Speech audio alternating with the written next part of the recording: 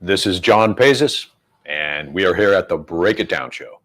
That's right. We're on the road. You know, I love going on the road and talk to people. John is an incredible dude who's got all kinds of great things for us to discuss. And so, John, thanks for inviting me to your place. I love being on the road, man. I love grabbing my gear and setting it all up. You see all the ridiculousness I've got to do to do this thing, but that human-to-human connection. You know, we're both artists, and us matters more than robots. That's absolutely true. Absolutely true. The world is trying to take that in a different direction, but I think we're going to survive it. I think we're going to be okay. Yeah. Well, when I want to go see music, I want to see less keyboards. Even I want to see actual hands-on instruments, interaction with the crowd. Yeah. You know, I don't mind the modern stuff, but you put a horn in at the right time when a horn needs to blow, and there's nothing like that. Absolutely. Absolutely. Tell us about the studio first. Let's start there. All right. Performing Arts Studio West. I opened the studio in 1998. I had been previously working at a large behavior management agency for 17 years. I came to LA. Let's go back a little bit. Came to LA in 1980 with my rock band. I was living in New York previously. I'm a Bay Area guy, though, born in San Francisco. I had been an actor and a singer and a dancer when I was a younger person. Came to LA. My day job was working with adults with disabilities. Specifically, I was working with a group of 8 men with autism. And I was at that program for 17 years, started as a classroom instructor, ended up as an associate director. After that closed in 1997, then I opened Performing Arts Studio West. I kind of took my two passions and crashed them into each other. My, experience with being in the arts as a performer, a singer and an actor and a dancer and all that good stuff. And then working with people with disabilities. I got a very small $5,000 grant from our funding source and opened up the studio in 1997 as the sole instructor working with 6 adults with disabilities. 26 years ago now, we are working with about 90 performers, both in a in-person setting and a virtual setting. Our curriculum is acting, music, and dance. So we teach skills for acting for film, television, and commercials, theater, dance, all styles, music, singing, songwriting, performance, production. We also have a talent management agency that between film and television and commercials and music videos and any other type of project in the media and our own original productions, our guys have been featured in over 3,000 roles in the past 26 years. So we've made a real difference, I think, in the industry. And it's really all about advocating for the visibility of performers with disabilities and authentic casting as well, with regard to if you got a character on the autism spectrum, he should be played by a trained actor who has autism. So that's our philosophy, and it's worked pretty darn well over the past 26 years. The name of the organization escapes me, but there's a tech founder who's like, hey, I've got this kid who has autism. I think at the time he was nonverbal, but they're like working maybe the possibility of getting verbal. He's like, I just want to make, and they work in the neurodivergent space. So they blanket everybody. It's like, I just want to create an opportunity for people who want to work to have the dignity of earning their own money. God, that's absolutely awesome. It's amazing, and it's beautiful that you do something like this, because there are the arts. Like not every autistic kid has the focus and wants to sit down and code. Some of them want to sing, they want to dance, they want to act. Right. Yeah. We've opened our hearts and our creative talents to the population, and it's our greatest passion to share what we know how to do. All the instructors are working professionals in the industry. So our music guys, they have their studios at home. They work with other artists. They write, they produce. Our acting teachers are all working actors. Dance teachers, working choreographer. I mean, that's what they do. That's what they do. And, our participants, they're like sponges. It's like whatever you give them, they just like drip, drip, drip, and it just soaks up and it fills up. And it's a wonderful experience. This is a thing that in our lifetime has really blossomed. My dad, for all of his faults, one of his things he was great for all of his faults, he was a great. He used music to bring people together. Played piano, played tuba, that kind of thing. Played accordion, but he also taught me and my younger brother about it's okay to talk to people that have, special needs, whatever they are. Right, back then we called them the developmentally disabled. We're always trying to find the right title. Right. But these are folks that, if you don't know anything, make you uncomfortable, and then you get comfortable with them, and you realize there's not a thing to fear. These are all people full of love, and if they start singing songs, they are gonna grab your hand and hold it and sing their hearts out. It may not be flat, they might be late, but you know what? It's wonderful, and it is just a big expression of love. And this has happened during our lifetime, where these things have become completely accepted and normal, and we do our best just to let them be their best. Right. And that is not true of every other place I've been to. Yeah, and it's, you're right how far things have come, because listen, my mom is a special education teacher. Right. I had a cousin who had a developmental disability. My dad was an educator, and so I was always used to being around the population. Mm-hmm. And it's been 44 years that I've been working with this population, 26 at this studio, and the things that have changed in those 44 years with regard to the integration of people with disabilities into everyday life. It's been so emotionally fulfilling for me to be able to see that, and to be a part of these individuals having a voice and having a presence and wanting to be seen and wanting to be accepted and understood and praised for what they do, because they got some skills, man. They got some real skills. I love it. It makes my heart happy. And also, he and I can't remember the guy's name right now, or the organization. I'll figure it out while we're talking. But it's like, I want to give neurodivergent people the heavy weight of expectations, so they can rise to something beyond what we think they can do. Yeah. Forget, don't enfeeble. Don't say, here is the opportunity. Here is the standard. You have to make it. Right. And then let them soar. And that's really true. And that speaks to the way that we work with our guys, and what we expect from them, and when they are on set, what the directors and the production company expect from them. And our whole thing is never baby these guys, never underestimate them. When they walk in on a set, they are trained for what they're supposed to be doing. And just, with regard to that, that expectation, we had a guy on the autism spectrum, Jacob Lintz, who was the first actor with autism to play a character with autism in a feature-length film.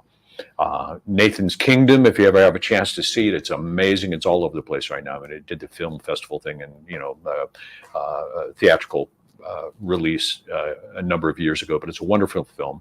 And our guys have worked with actors with Bryan Cranston. One of our guys did a film with Bryan Cranston. We've worked with Alan Cumming, who just won an Emmy a couple of nights ago. So they've really had those opportunities and rise to the occasion, and really do present themselves as professionals as well. Yeah. All right. I did some work while you were talking, and I looked up Feroz VR Feroz is his first name. VR uses initials for last name, and they're called Specialist Stern, and their neurodiversity. So I'll put a link for that episode in your podcast. Where are they located? Global. Global. Okay. And I say global, they're in many countries. Right? But that's the whole thing, is how do you get a company, and they focus on the IT side of things. How do you get a company to go, oh yeah, you know what, we can hire these guys. They actually can produce. And then bring them people that can professionally, sometimes brilliantly, like anything, put down the work that needs to be done in whatever skill set. So they sort of just build these pockets of people, and wherever they're at, they find that thing that would allow them to earn even $1, and so it's wonderful. It's wonderful. So I'll put a link for that in the show notes. Put a link for that in there. Yeah. So what when you build a studio like this is a big endeavor. It's all great to have the heart and the feels and all that stuff, but you actually have to you have to do it and get people hired. You actually have to make money. Yeah. How hard is that? It wasn't easy. Let me put it that way. When we started out, we had a 2,500 square foot space. It was a storefront building, and as I said, I was the only instructor. I got a small grant. I was teaching acting, I was teaching dance, I was teaching music, and we have a 1-to-6 staff to client ratio that we have to maintain. So when our 7th participant came in, I hired another staff person, and we just started to build. And a lot of that, it's just trying to find out, not only are we teaching people's skills across the board in the separate disciplines. But what is it about that person? What is it about that person that I can use for something? Because we started to develop original shows maybe second year that we were here. And we have, God, I mean, we've done intimate, small theatrical productions. We have done 80 cast member, 500 seat theater, gigantic musical productions, all original stuff. And it's being able to find the niche that everybody fits into perfectly. What can I capitalize? What can we capitalize on through this person's talents? And how can we showcase them in a way that is also makes them shine like a diamond? Yeah. And so that's been the challenge. And it has been a challenge, finding the right crew, the right staff to be able to support that, because there has to be a combination between passion, skill, talent, and a tremendous sense of humor also to be able to do this. And I'm telling you, we laugh every day, and we bring our participants and our clients in on the jokes, in on what makes us special, and it's a family atmosphere. Yeah. And that's one of the things that we really pride ourselves on too, is that we've created a family here, an artistic family. I love it. I got to go back in time. There's the link, everybody, right down there below. I want to ask you about having a band and coming to LA. So I'm a Bay Area guy. Okay. Oh, really? So yes, we probably have a similar era. And Where from? else. I'm from Benicia. Okay. All right. Sunnyvale. Yeah, Sunnyvale. So we're not close, but we are neighbors. Benicia's East Bay, right? Well, yeah, East Bay, North Bay. It's just next to Vallejo, just on the other side of Concord. You know? So I know exactly. Not quite East Bay, but it is East Bay. Yeah. It's one of those weird spots. It's partly on the Delta. It's partly not on. Right. The thing I wanted to bring up was back when we were young, there were things like the Quake and all of this innovation in music on radio and all the venues. I mean, the Circle Star, all these different places. The Circle Star Theater, where you could go and see acts, see Huey Lewis and the News before they were huge. All this stuff was available, and you're in that scene, and you're playing music. Yeah. So talk about that. All right. My brother, this is how this came about. Okay. I'd always been a musical theater guy when I was young, and a dancer and a singer and all that stuff through high school and early part of college. And when I moved to New York, I was going to acting school. I went to the neighborhood playhouse. I'm showing my age, saying that I actually worked with Sandy Meisner at the neighborhood playhouse. Whoops, I'm sorry, just kicked all the cameras. So I was living in New York. My brother had a band in the Bay Area called Kid Twist. Okay. And their lead singer was somebody that was not up to par, and he wasn't really responsible and stuff. So my brother approaches me and he goes, dude, we'd love to have you in the band. Right. Because he and I had worked before. We had a show band. We had a 50s and 60s show band that we toured all over. You mentioned Vallejo. That would be the kind of bars and dives that we would play in.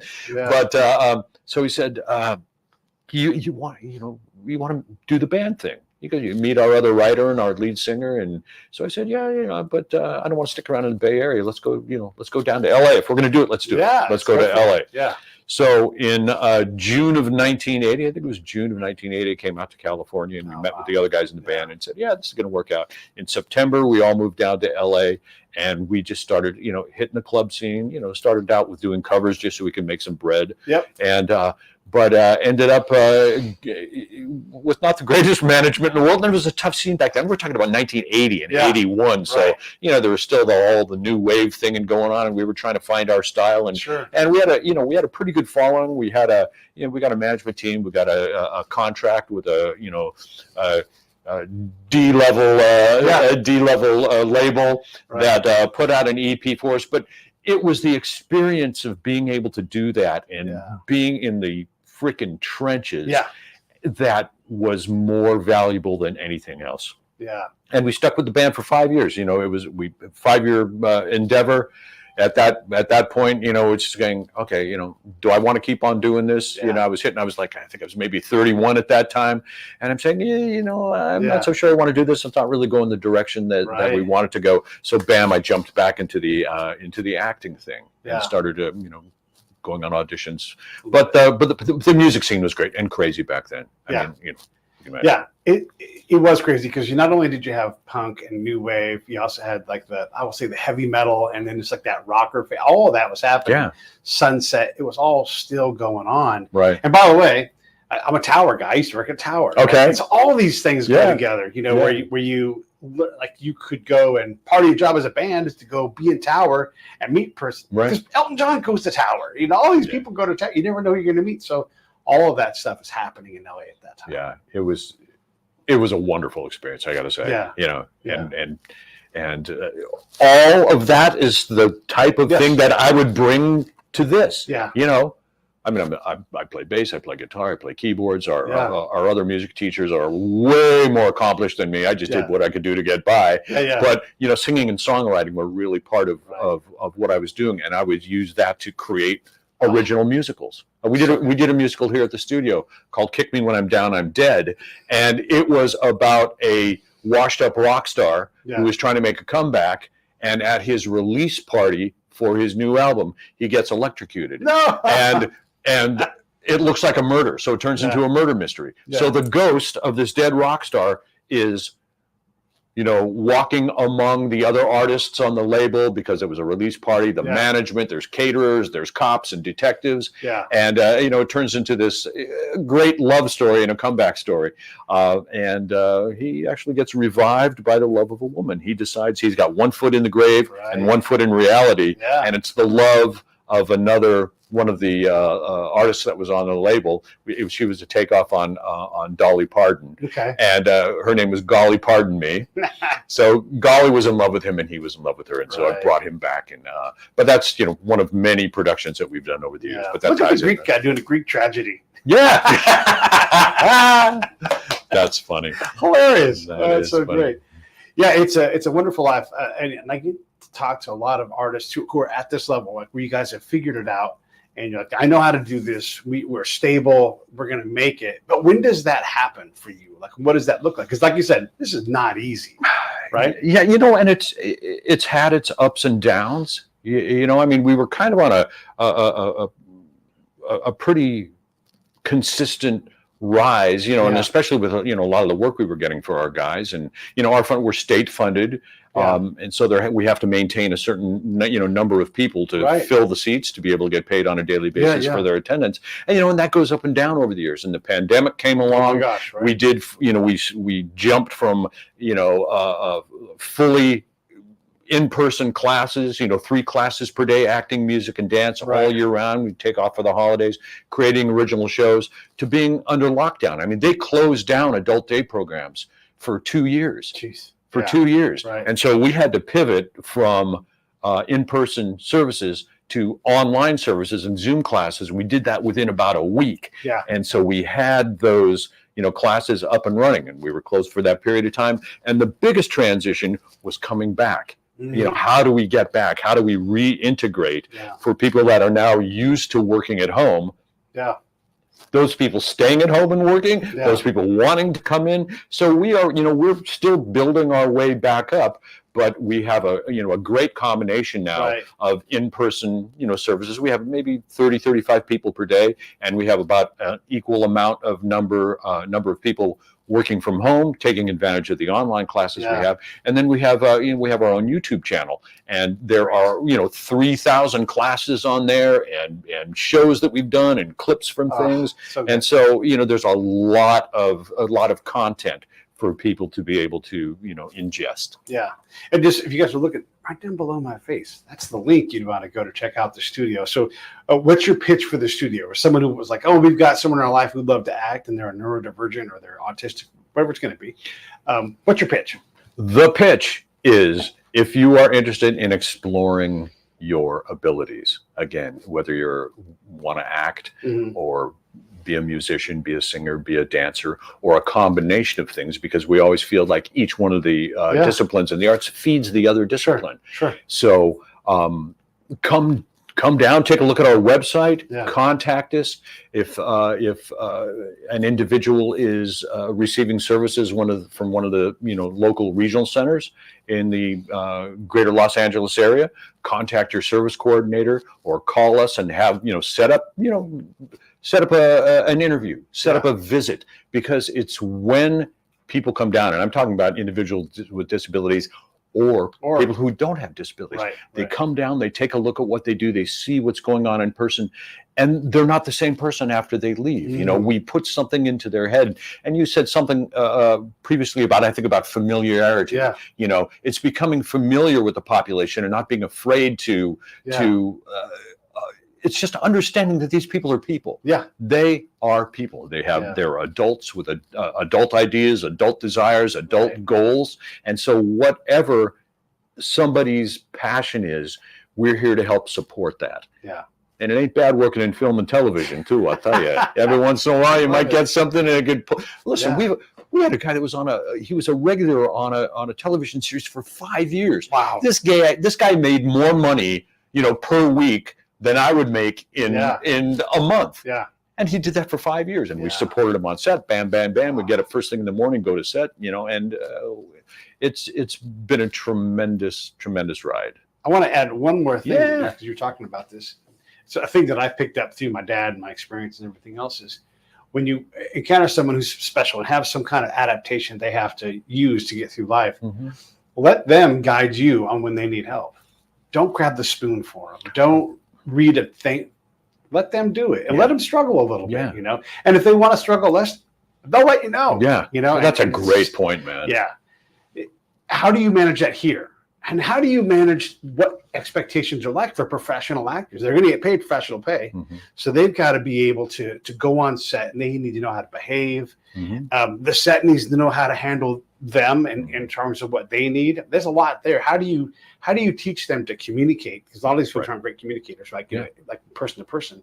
How do you teach them all of those skills? Well, you know, within our classes, we set, and that's one of the reasons we do, you know, professional production. Right. And, you know, theatrical things, you know, we've done web series, we've filmed things. And what we're trying to do is we're trying to create the same kind of experience that they would have on set. We teach them, you know, the protocol, the kind of language that's going to be used on set. When we do our original productions, we run those in the same way. So when they leave here and they get called in on an audition, and, you know, most auditions now are, you know, virtual, online.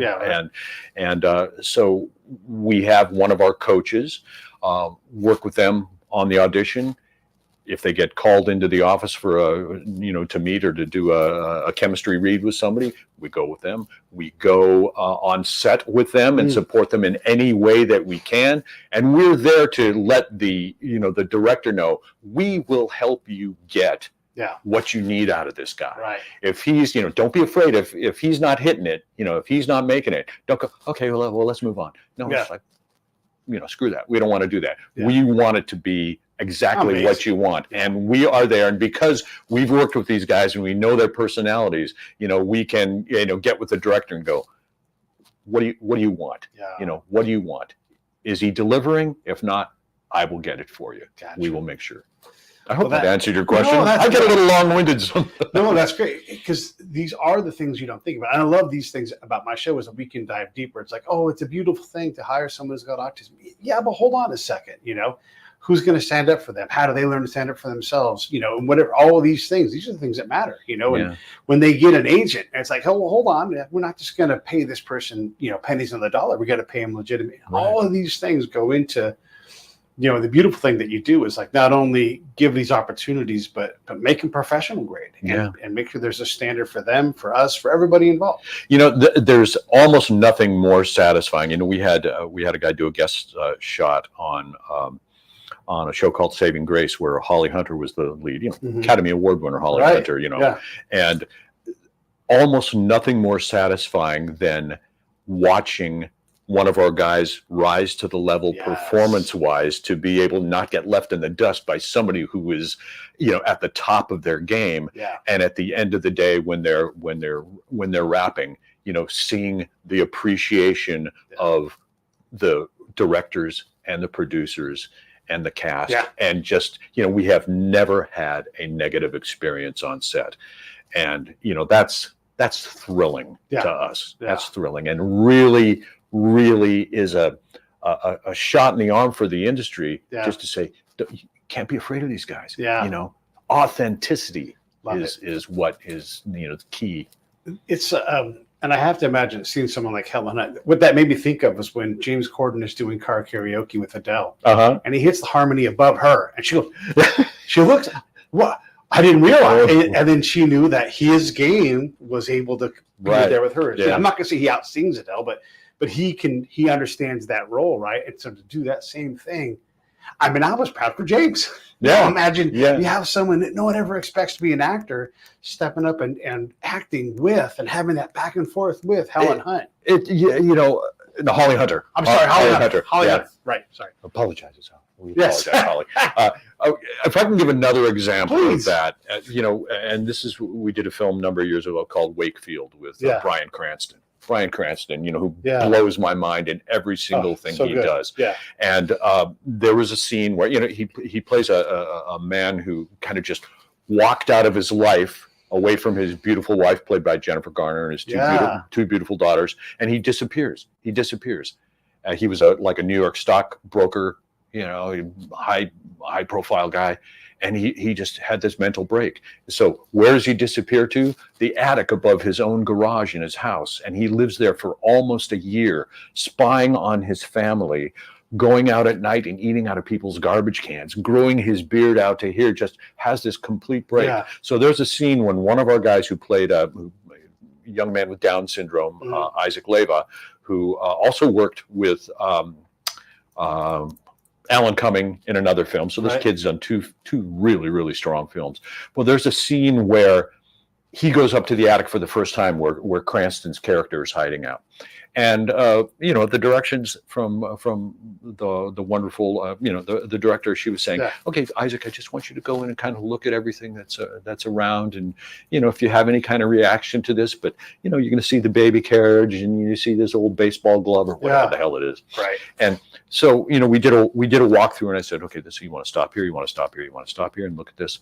So, okay, here we go. Lines up, action. Isaac comes walking in. He goes over, he looks at this, and he sees a wedding dress hanging in a plastic bag. He starts crying. He sees this wedding dress and he touches it, and you see these tears coming into his eyes. Wow. And everybody in Video Village was just going, oh my God. Yes. Where did that come from? And isn't that beautiful? Yeah. It's that kind of thing. And Alan Cumming had said, in working with the same, young man, Isaac Leva, he just goes, he reminded me of what it's like to be in the moment when you were an actor. His emotions are all up here. And it just takes this little thing to click into it coming to the surface in a most beautiful and genuine way. I love it. Well, let's, we didn't come here just to talk about the studio, but if for those of you guys who are looking, let's see, the link is right below me, right there. And it is PAStudiowest.com. So you can go there and you can find it. Get involved.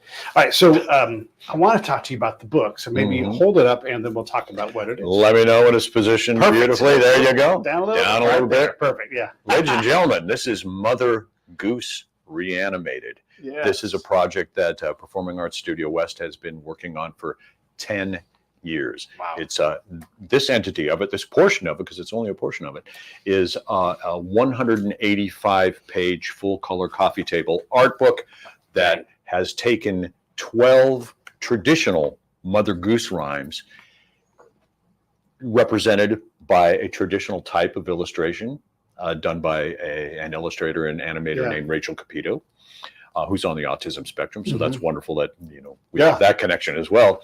And we've taken each one of these 12 Mother Goose rhymes and we have twisted them and into a kind of a dark art, different story that takes, that takes the reader on this adventure that they never thought that they would find when they pick up this thing. Yeah. And to give you an example, can I give you a couple of examples of what this? Yeah. All right. So we all know Little Bo Peep. All right. Little Bo Peep has lost her sheep. Da da da da da da da. Yeah. Okay. In our reanimated version, and we use reanimated in the way we're bringing something dead and old back to life. Gotcha. All right. So in the reanimated version, Little Bo Peep is a World War II B-17 bomber nose art pinup girl. Oh, okay.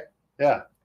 She's there with these guys on every mission. Right. Every mission. They get shot down over Germany. Yeah. And they are thinking about her, praying to her, because this is the person, this is the entity that has really just, kept them alive over the years.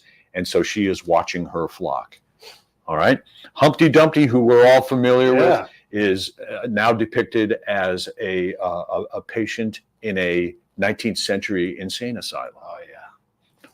Little Miss Muffet is a 1960s psychedelic pop artist. All right. And she works best when she's on hallucinogenics. Right. Mary, Mary, quite contrary. Yes. How does your garden grow? With silver bells and cockle shells and pretty maids all in a row. Now, in our version, Mary is a sea captain who has a crew of pirates and fishermen and ne'er-do-wells. And what they have done is they have captured 4 mermaids. And they are taking them to this unholy port to sell them. So everything is just twisted. The old woman who lives in a shoe. Yes, I love that one. The old woman who lives in a shoe is now this owner of this dystopian shoe factory, and she has all these indentured servants that are working with them. And each of the, and let me hold this up too. Let me see if we can get a version of this.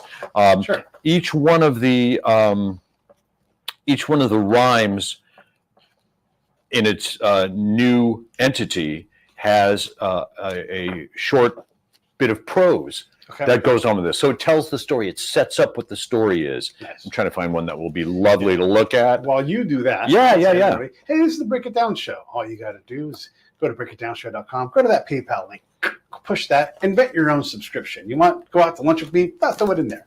Meantime, let's go back. All right, here we go. All right, we're just talking about the old woman who lives in a shoe. Let me know when this comes into focus. That way. This way. Right there, perfect. All right. You can see that? Yeah. I mean, look at this crazy artwork. And again, this is a futuristic, dystopian kind of a version of this. And we have some wonderful talent from the industry that are working with our guys on this. And just to name a few, we have Matt Fraser, Naomi Grossman, and Jamie Brewer, all from American Horror Story. Yeah. And they're great. They are wonderful. Yeah. And Mindy Sterling from the Austin Powers franchise, Jade Taylor from The Magicians, Kurt Yeager from Sons of Anarchy. Wow. I mean, we have got a tremendous amount of participation and support from people in the industry who have become friends of the studio over the years through, coming in and teaching workshops, or we meet them at an event, and catch up with them and say, hey, we got this project going, you want to play with us? Mm-hmm. And then we'll show them some of the artwork, and we never had one say, I can't do it. They all say, I would love to do this. Of course. I would love to do this. And we're going to be going to Comic-Con with this project in October 4th, 5th, and 6th. Nice. Performing Arts Studio West will be at Comic-Con. We got our booth there. We're going to be selling all our books. Also available on Amazon. I think you may have mentioned that already, but available on Amazon in hardcover, softcover, and Kindle versions. Oh. And as we continue to roll through this, there are going to be extra little bonuses with the Kindle versions that you can get. Behind the scenes stuff, original music, because there's not only the print version, but we have video that goes with this. We got short films that go with this. Like I said, original music, and a lot of B-roll behind the scenes, so you can actually see how these pieces were created, which you also see when you get the book. Tons of behind the scenes stuff. So it's really fun for the geek factor of like, how did they create this? How did they do this? How did they come up with this? It tells the story. It tells the story not only of the original rhymes and the reanimated rhymes, but how was this created by this population and this crew over the past 10 years? Will there be, we talked about Audible earlier, will there be an Audible version of it? That's, everybody is asking us that. And that's something we would have to try to figure out, because it's so visual. It's so visual. How do we do that so it translates so you can, and you may know this. I mean, would an Audible version be something that is only auditory, or no? Yeah, so it would be a multimedia piece. This is how Pete's designing this now, and it's like see attached for your PDF or whatever it is, and the PDF can be whatever you want. I'm saying PDF, but some kind of computer type file. So what a PDF makes sense, and it's like you flip through, and you can look at the thing that you're describing on there. So yeah, I mean, definitely could be something that. Yeah, and I think that's something that's absolutely workable too, because one of the other great things is that each one of the celebrities that did these pieces also read their traditional rhyme, and so there's there's that portion. You can be looking at the original artwork and hearing the original rhyme. Then we segue into the reanimated versions with the alternative prose that goes with these. That's always dark and kind of fun. And it just makes more and more of an experience for the viewer. Yeah.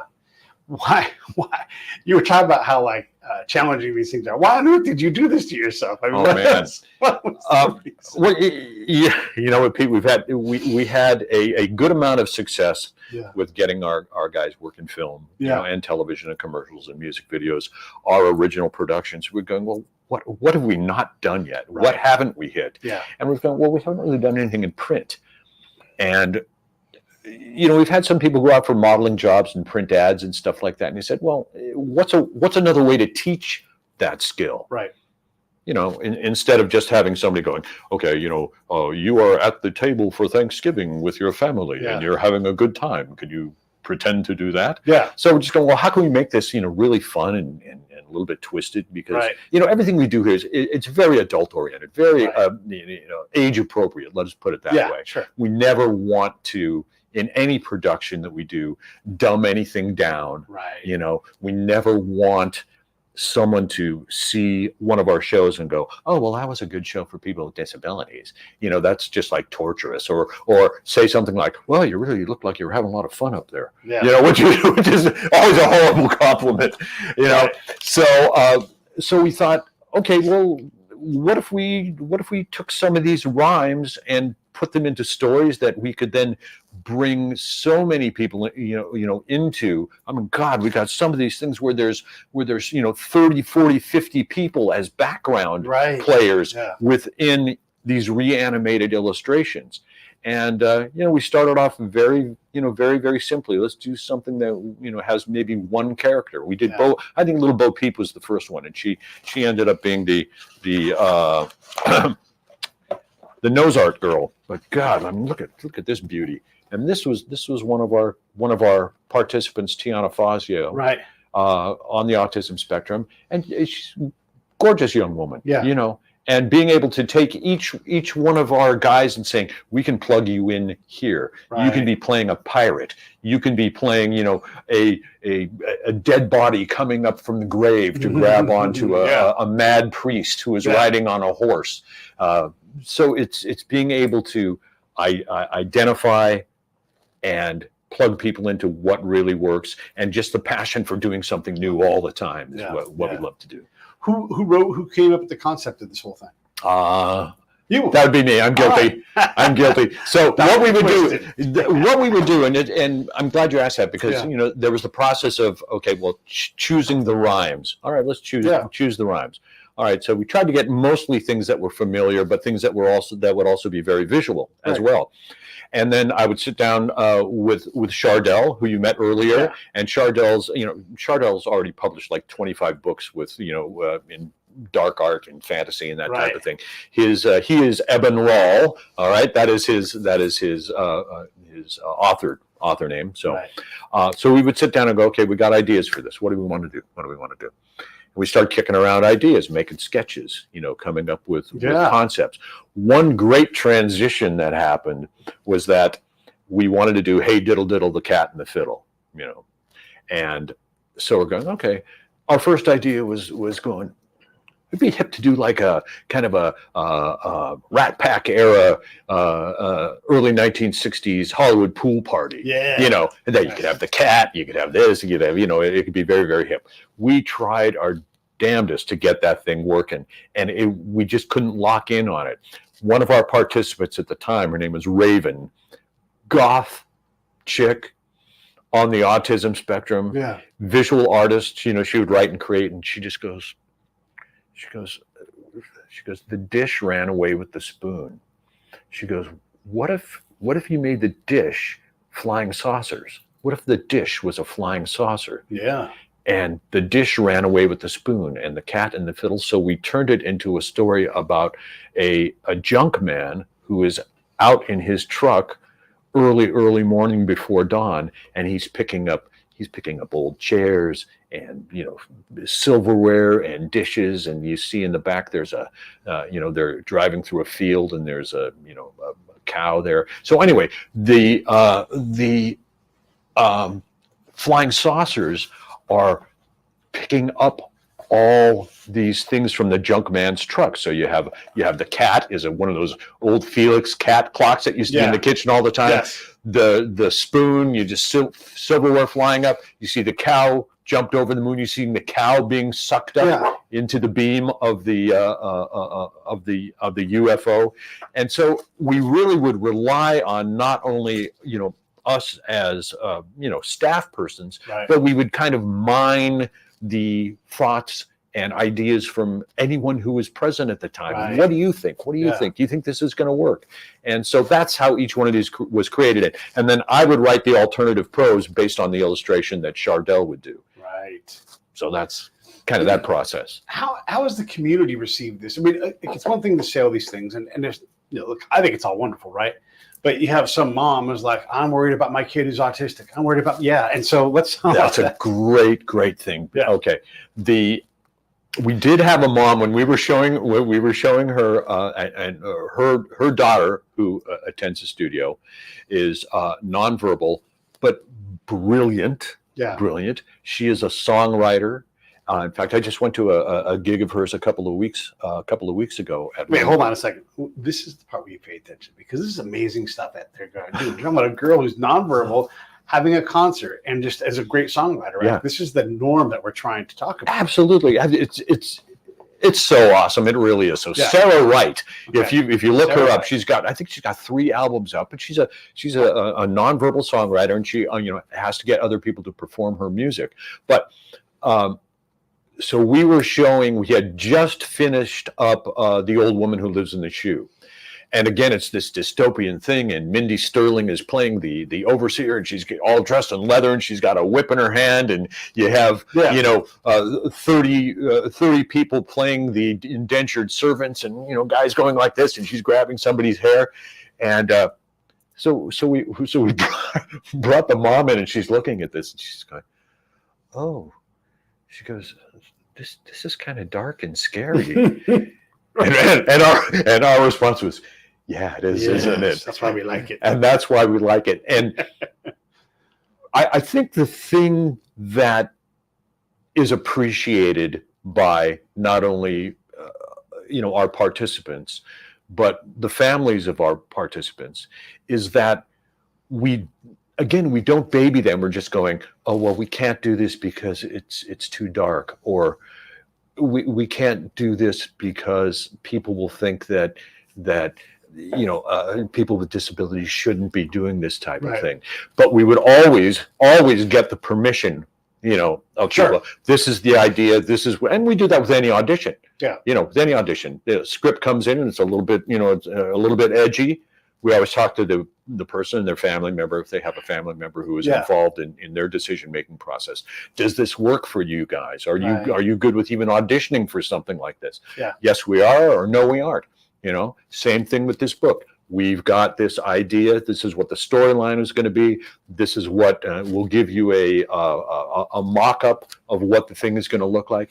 And we're going to plug you in on this if this is something you want to do. Yeah. And we have had some people say, no, that's not really for me. Yeah. But, you know, 99.99999% of the time, people are just going, yeah, it's different. It's fun. It's edgy. It lets the general population know that the population of performers with disabilities are capable and willing to do just about anything. Yeah, no, that's great. There's a guy we had on the show. His name is Eric Weinemeyer. Okay, and he's blind and went blind, so he had sight and was an athlete and everything else. And so his calling is to take blind kids and give them things that they've never had, experiences, right? And you know, one of his things he does is, like, a lot of these kids, the parents are so protective because the kid needs so much adaptation that they have never checked the mail. Mm-hmm. And one of the things he does is he kayaked blind down the Colorado River, right? Nice. Yeah. crazy. And he's got a guide, left, right, up, down, oh shit, whatever it's going to be. Right. But he takes them out on the river. Doesn't put them in kayaks and everything, but he does a lot of things with them. And one of them is like, there is a beach. There is no direction that you can run in that you're going to run into anything. So run, be free. Oh man. Great. Yeah. And just no limitations. Just haul ass in whatever direction you want. Right, We'll let you know if you need to stop. You're not going to need to stop. I love what you said about no limitations. Yeah. Because that's life. Yeah.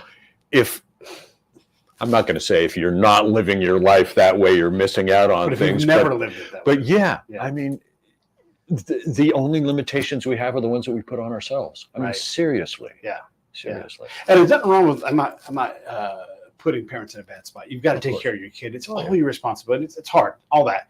But that's why you go, hey, Eric, take my kid and chuck him out of an airplane or whatever they want to do, right? Because he knows he's got different rules. Right, He's right. like your crazy blind uncle. Right. He's like, let's go, always, Right. But we need people like that. We need people like you. We need people like Feroz who are like, why not let these people go out and find what they're passionate about Right. and let them have the dignity of earning money, of getting things wrong, of making mistakes, all Yeah. these things that are Yeah. part of life. That's a beautiful thought. Yeah, And yeah, it's reality too. yeah. It's yeah. reality. Yeah.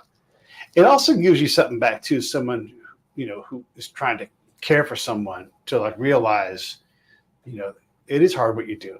And it is hard to get it right. And it's scary to let someone do something that they might fail at, but to give that gift back, you're like, oh my gosh, it's all right. A little bit of failure Yeah. here and there. Yeah. Yeah, we'll be all right. Yeah. And, with no matter what level an individual is, at with regard to their skills and their, and their intellect, Right. we make room for everybody. Yeah. If somebody's not the lead in something, that's Mhm. okay because that's real life too. Yeah. You don't always get what you want, Right. Yeah. but to be able to take 80 people and then put them into a stage show Mhm.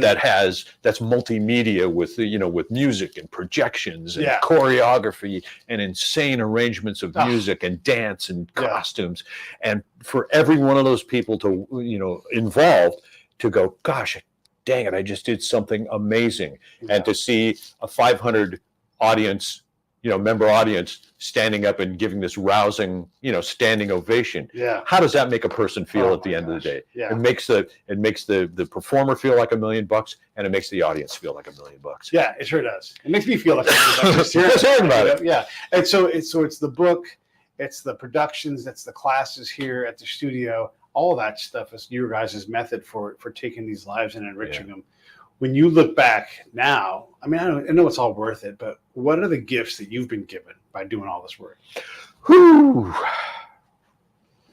Broadening my family. Yeah. Creating something that not only gives back to the population of performers with disabilities, but also gives artists, professional artists, a home base and a gig. Yeah. Because all these other we let our staff, you got an audition, go to an audition. Yeah. If you're lucky enough to get booked, you take a couple of days off to film or something. Yeah. Bring that knowledge back to the studio. But being able to create an atmosphere where we have a family of artists Yeah. who are all working together, for the same goals, I think that's, and I see these people every day. I see them more than I see my family. Yeah. They're your family. But they are my family. Yeah. They are my family. And, listen, we've had people that have worked here for 25 out of the 26 years that we've been open. Jeez. Yeah. We try to treat our people well. We give them the autonomy to create. Yeah.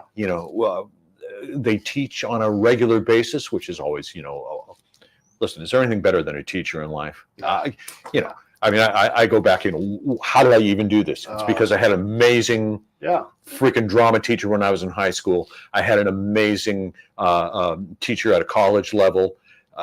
He introduced me to things I had never even thought of before. He recommended me to go to acting school in New York. Right. Gave me that opportunity.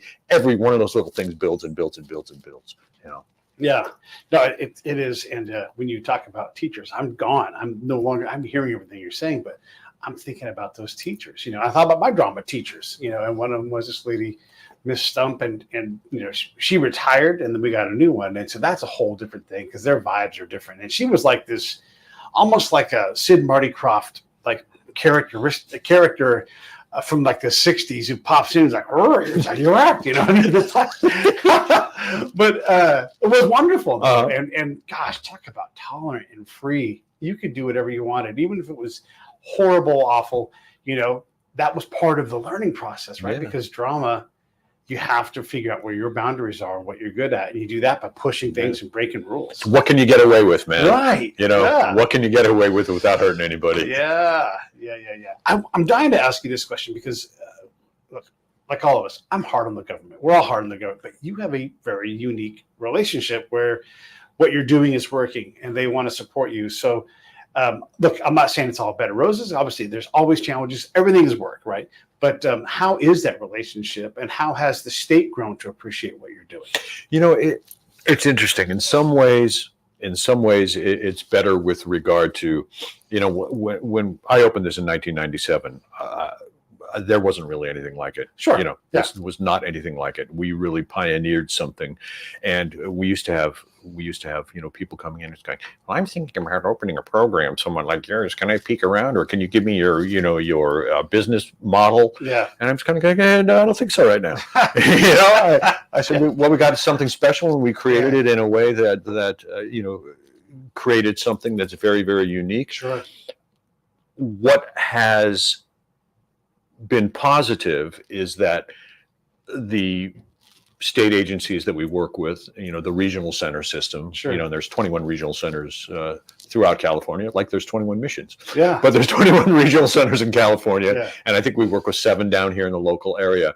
At first they were, a little bit reluctant, saying, Sure. "Well, is this something that's going to work?" And hell, I didn't know if it was going to work at the beginning. I didn't know it was going to work. Yeah. I was 44 years old when I opened this place, and I needed a gig, and I knew what I could do, and I went and I said, "Hey, you want to support me in doing this?" And like I said, got a little grant and opened up.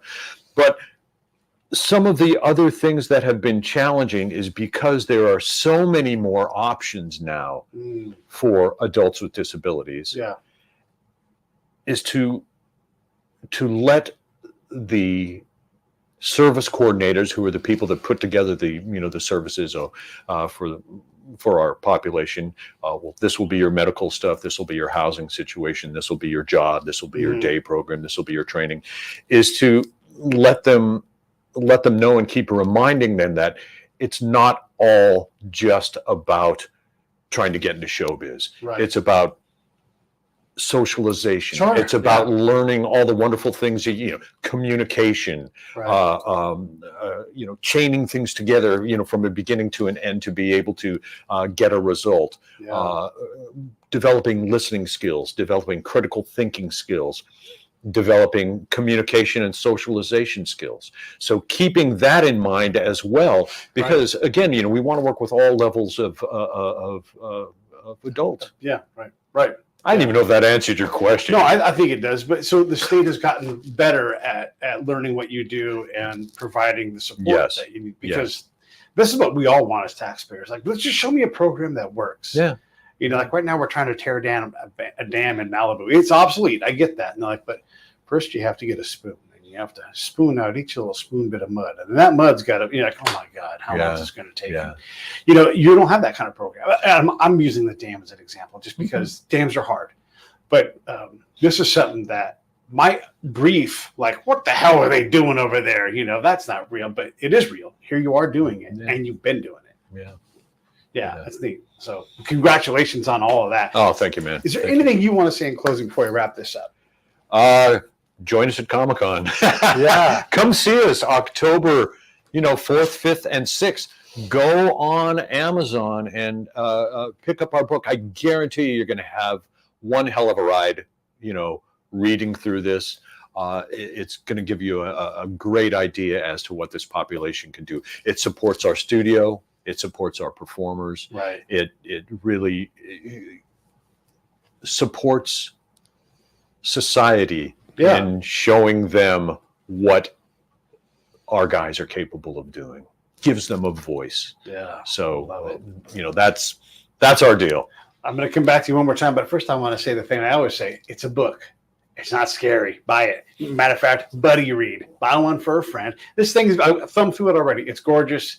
It's one of a kind. And then you're going to tell them, oh, it's a bunch of neurodivergent people that made this thing. And so, hello, that's easy. Let's just go do that. So buy two and help these guys out. It'll be a good way to support them. And if you're in the Southern California area, let's go down together, go check out one of these guys' shows. I'd be glad to go with you. All right. So I'm going to throw it back to you for one last thing. Yeah. Because I need a couple of seconds to organize the video. Sure. But anything else you want to say in closing? Working with this population has been a gift, for me personally, for my family that we've created here, for our population. And just remember that we are a family of man, and women. Yeah. But life is a family. Life is creating relationships, and there's so much craziness going on in the world, overseas, here with politics, and there's so much vitriol and negative stuff out there. This is one of those it's a pure thing. What we are doing has pure intentions, has pure results, and it gives people life and hope and an outlet that everyone wants a creative outlet. And I don't care if it's something where you are learning a new recipe and you're making it for your family at home, or hey, you're fixing your car instead of taking it to the shop. It's creativity. It's how do I put my passion into something that results in a positive outcome. And that's what we were doing here at Performing Arts Studio West, and that's what we're doing with Mother Goose Reanimated. Love it. Hey, thanks for watching the show. I really appreciate it. Right here, you can subscribe. Please do that. It makes the show grow. Hit that notification bell so you know which incredible guest is coming up next. Down below is the PayPal link. You can put a small subscription in. That is an enormous help. All that money goes right back into the show. And then right up over here are the next episodes you should listen to, curated by yours truly. Thank you so